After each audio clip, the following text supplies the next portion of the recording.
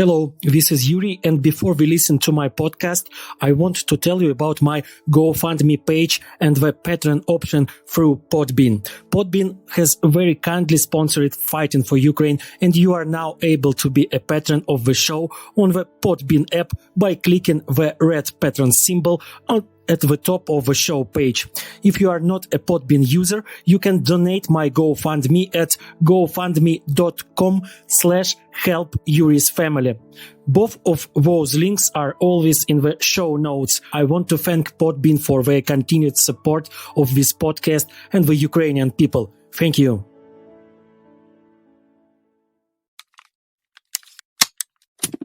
It's 19th of November.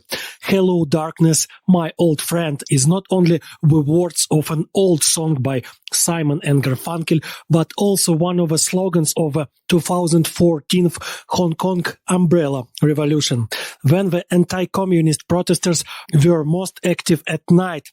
I think this was due to the fact that the police actively used facial recognition system, with the help of which they identify specific demonstrators and then arrested them at work or at home. It is clear that at night this system did not work as well as in daylight. I was then working in Hong Kong as a reporter and could tell a lot about was both cheerful and terrible revolutionary days. But my story today will be about darkness, the one which was a friend of Simon and Garfunkel as well as Asian revolutionaries and now has become an enemy of millions of Ukrainians.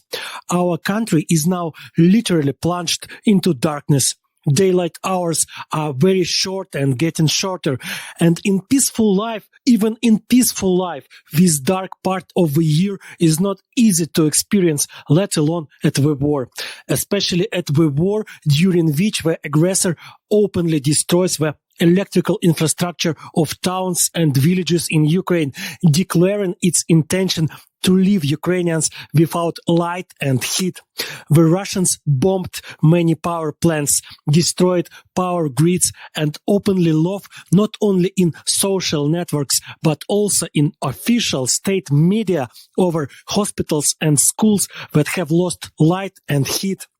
Light is now supplied to Ukrainian houses according to the schedule. Someone has no electricity for 12 hours, someone for 8. Those who have electricity turned off for 5 or 6 hours a day are considered lucky.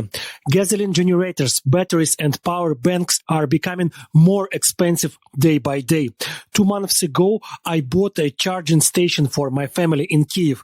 This is such a large power bank in which, if desired, you can even connect a refrigerator. I paid for it $400. Now this device is already worth $1,000, and after paying for it, you will also have to wait a whole month because of long queues. Ukrainians are adapting to blackouts, getting used to the schedule for supplying electricity and heat, just as they adapted to life in bomb shelters, to the expectation of their loved ones from the front, to all those nightmares that Russia brought down on us. But there are still tough times ahead. Snow has already fallen all over the country. Real frosts are ahead.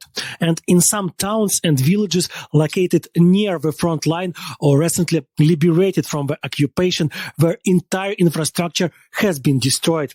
People have neither light nor heat. For them, winter will be a particularly severe test. The Russians want to freeze Ukraine to death, just like they starved it to death 100 years ago. In Ukrainian, the words hunger and cold are very similar. They sound like holod and holod. The deliberately provoked famine in Ukraine in 20s and 30s of the last century is called Holodomor, from the words famine and pestilence. For their contemporary actions, the Russians now use a very similar word, Holodomor, from the words cold and pestilence. In revolutionary Hong Kong, darkness offered hope. The protesters had a sense of security. After all, in the dark, they were more likely to remain unrecognized.